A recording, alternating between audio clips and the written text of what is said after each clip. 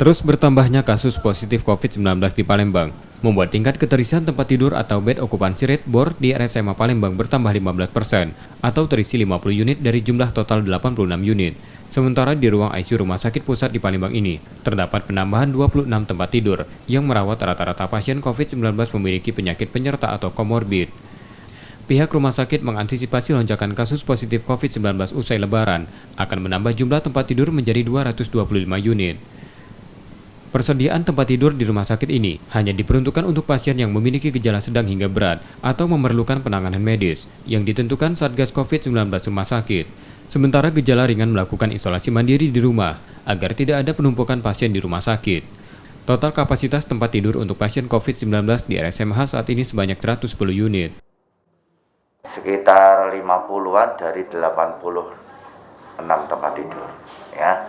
Sekarang masih di angka 54%. Peningkatan tidak begitu signifikan untuk di Rumah Sakit Muhammad Husin, ya.